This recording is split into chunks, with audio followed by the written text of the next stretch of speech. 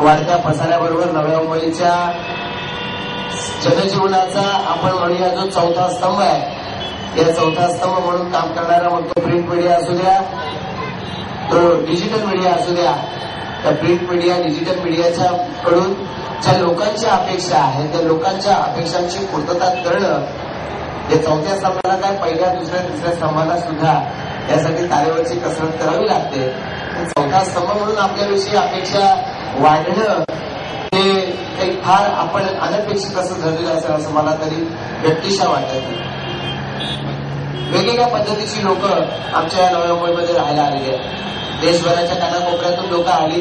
प्रत्येक जण येत असताना आपापल्या प्रांताचे अनुभव घेऊन आला, आपापल्या प्रांतातलं जनजीवन इथे आम्हाला कसं जगायला मिळेल अशा पद्धतीची त्याच्या मनामध्ये निश्चित अशी एक अपेक्षा आहे.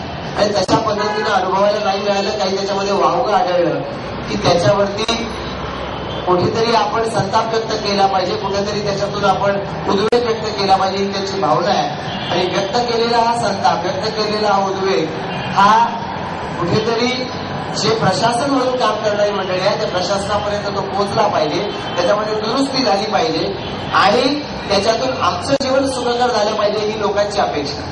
ही लोकांची अपेक्षा, त्या लोकांच्या अपेक्षेची पूर्तता करण्याची जबाबदारी जशी प्रशासनाची आहे त्या प्रशासनापर्यंत हे पोहोचलं पाहिजे ही अपेक्षा ही आपल्याकडून व्यक्त होते. आणि आपापल्या परीनं त्याला कुठेतरी प्रतिसाद देण्याचा, त्याच्यावरती कुठेतरी काम करण्याचा हा आपल्या सर्वांचाच प्रयत्न आहे.